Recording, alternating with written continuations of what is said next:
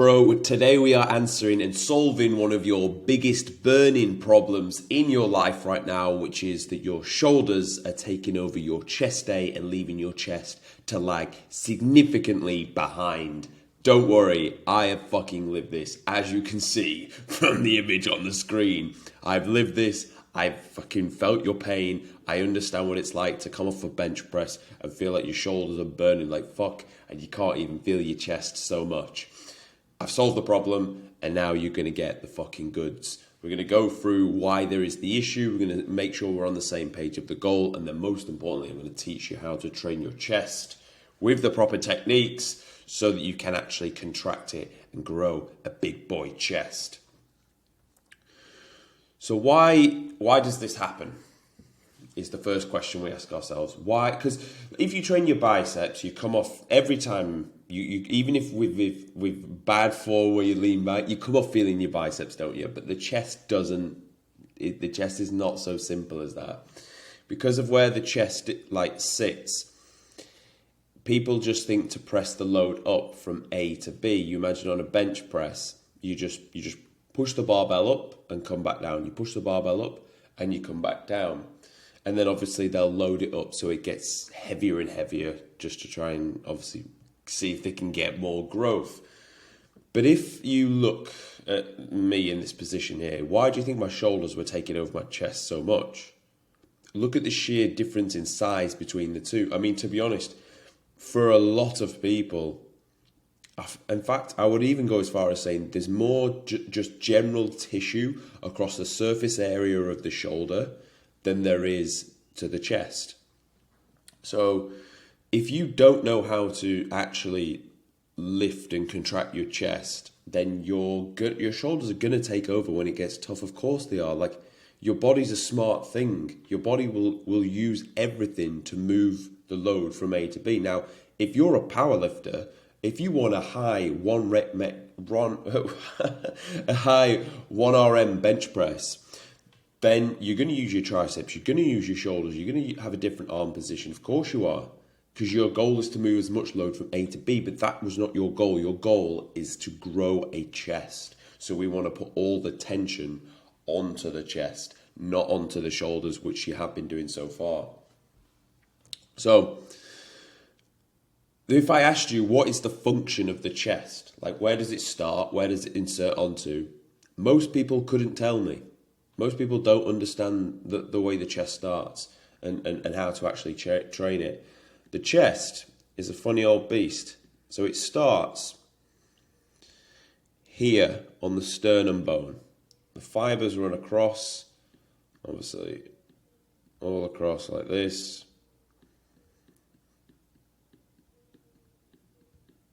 Okay, you get the picture. And it inserts here onto the humerus, onto the upper arm. So now if we understand that and we know to train a muscle, we need to bring the origin and the insertion together. How are you actually thinking we need to start lifting weights? It's not just up and down, because of course, look what's happening on the shoulder here. It's actually, if we start here and insert onto here, it needs to converge. When you press, it needs to converge across your body. You need to make this area get tighter. Another big mistake people will make is when they use barbells and dumbbells, which, by the way, how long have they been around for? Forever, right? For a reason, because they fucking work, but they used wrong. And the way I describe it is upside down. And that's because people will come down through the rep. They'll go, whoop, woof, whoop, woof, whoop, when that's the wrong way around. The way you want to do that, you need to flip it on its head. A barbell and a dumbbell exercise is harder at the bottom because there's more tension there, because the distance between your joints are now furthest away. So it's the muscles that have to work to hold them in place.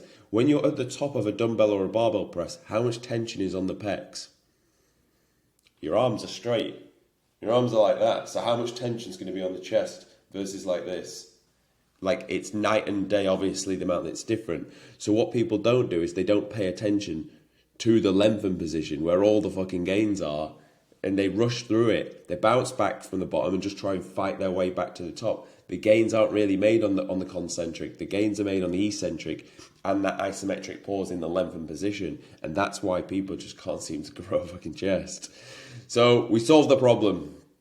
We've solved the issue. I've been practicing everything I'm speaking to you about here. You're going to get the exercises that I have been doing to grow the chest significantly bigger over the past year or so. Still plenty of work. Still probably one of my weakest areas, and we'll continue to absolutely send it session on session. So the process that we're going to take in order to grow a chest, that is our goal here. Our goal is to add tissue to our chest. You're going to train 3 exercises in a given session, twice a week, 16 sets, applying progressive overload that's logged and recorded. And now we're going to go over what those exercises are. I'm going to break it down for you. So I'm going to tell you right now, the way you're going to break this up is you're going to do push, and then on a separate day, you're going to do chest and back, just like the programming lecture I gave a few days back. So you're going to run it like that. Your first exercise on both days is going to be the pec deck. Why? Well, let's watch what happens when we play this video.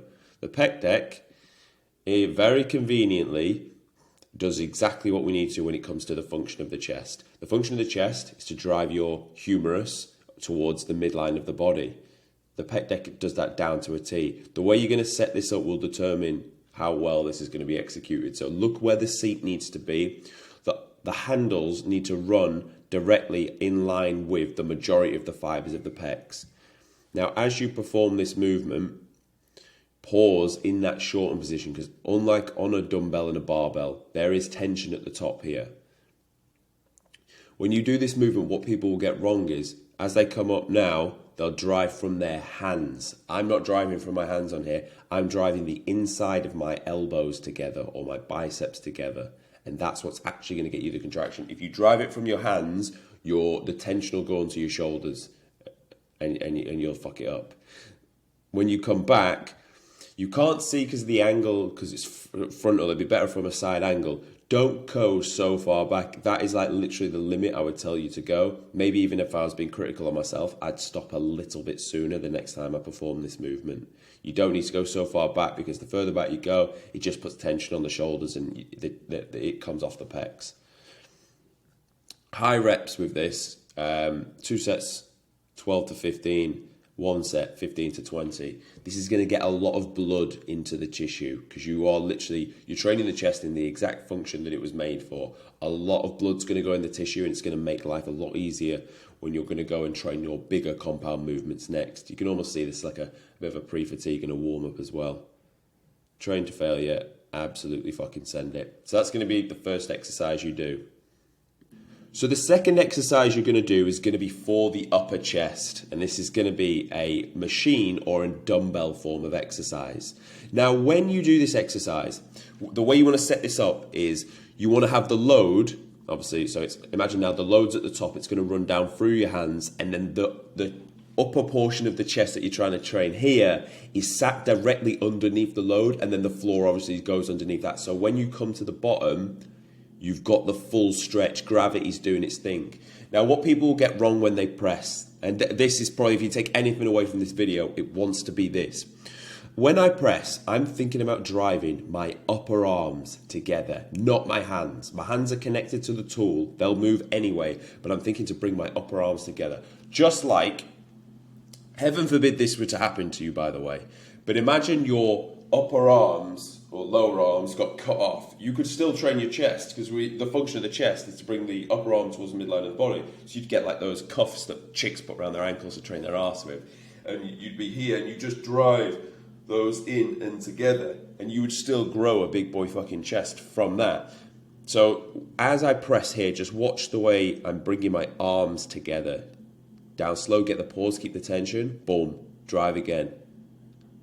Get the pause, keep the tension. Now, the way this machine's set up, it is actually hard as well towards the top, with the distance from where the load is to that mechanism. This is the thing with machines. So you've got like your moment arm, which is this, and then you've got the machine's mechanism moment arm. I won't go into moment arms too much, because it's not going to matter that much to you. Now, this is one of your main money makers. You're going to do 2 sets. Top set, 6 to 10, and then a back off 12 to 15. Now, I was actually stuck. Oh, by the way, once I finish like this, like hard, grind. Now, I was actually stuck on 2 plates, so 1, 2, 3 plates for 9 reps for 2 to 3 weeks. So what I did was, I thought, right, this is 230. To move an extra 230, I just can't seem to do it. So I added an extra 10 pounds on in total. And it's highly likely that if you were to do that, you would be able to get an extra rep, or this, no, you'd be able to get the same amount of reps for more weight now. So you've moved an extra 90 pounds. That's the gain you're looking for. Now, conveniently, when I did this, I actually managed to get an extra rep as well. So the chickens came home to fucking roost. But that's the way, on this form of exercise, you're going to do this and be able to grind through and just get that gain, because it'll slow down as you push through to that. Let's go on to the next exercise. Next, we've got a flat machine chest press. Now, this is a very good exercise here because this will hit the muscle in the shortened position. The reason being, it's just the way the machine's set up. As the plates are now away from the floor, it's obviously gravity wants to pull them back down, but the fact that my body is pushing this handle forwards means it trains the muscle in the shortened position. But the same principle wants to apply. As I'm here, we're not just pushing the load that way, tension on the shoulder. No. We're going to come from here, we're going to drive our biceps across our body. Watch here, comes across. You can see I'm actively searching for that point. Get the stretch, pause, drive across the body, squeeze. Stretch, pause, drive it across the body. Always remaining through the tempo, down slow, get the pause, drive across. Drive. Now this exercise, when you do it, it gets very hard, very fast. So you can see here, we're grinding this last rep out. And that's how your last reps want to look, boys. You want to go a fucking chest, you're going to have to train hard. Of course you are. We're at a disadvantage where we don't naturally have a big chest. So that's what you're going to do on your push day. On your chest and back, I'll show you the chest exercise you're going to run. So same again, we're going to start with a pec deck. Driving those biceps across the body. Good. Fight. You're going to have to fight for it in the shortened position. And again, always continue to load up. Once you're hitting 15, go up the next plate. And again, you'll hit 12, you'll hit 13, boom, go up again. Your back offset, you're aiming to hit closer towards 20. As soon as you do that, go, change again. And always just think, get that chest up and drive your biceps across the body. Next one we're going to do is the beloved flat dumbbell press. So again, you're going to load this up nice and heavy. Now watch the arm path we have here. As we come down, we're not all the way out at right angle. So we want to slightly bring our elbows towards the body. To be honest, I could maybe do a better job of this actually. It felt quite comfortable on the day when I did it, but I could bring my elbow a little bit closer because I'll be able to get more range of motion. I'll be able to get a little bit deeper, more range of motion, more stretch on the chest, more gains will be made.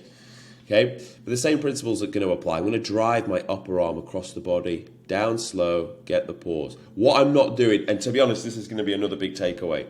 Look at the top where my shoulders are. They don't come out of the socket, for a better term, do they? Whereas when most people press, they just press with their shoulders and their shoulders look like really far forward. You want to keep this arch so that your chest is still the highest point. Get the pause, drive. Always thinking, drive that upper arm across the body, shoulders stay back. You'll know if people don't know how to train their chest because when they press, their shoulders will come forwards. There'll be no look of a bicep converging across the body. It'll just be going forwards. And with this is beautiful. You can really load this up and go heavy. And again, where's this working the muscle? In that lengthened position. So you want to spend that good half a second there, feeling that stretch of the muscle, and then continuing to drive across the body.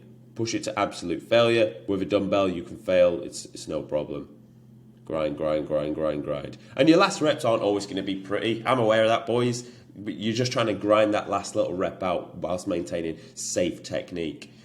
And then you would run it with another, some form of an incline press.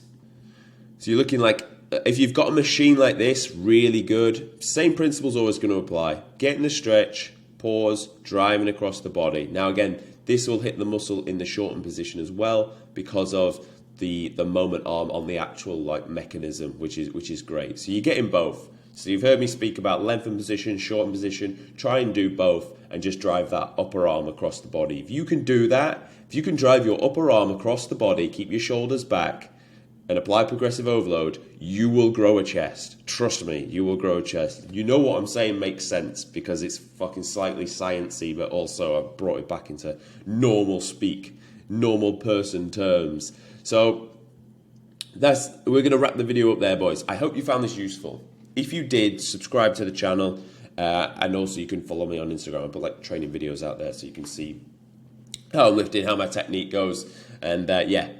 I really hope this is going to save your fucking shoulders from getting trashed and your chest from staying small. See you in the next video.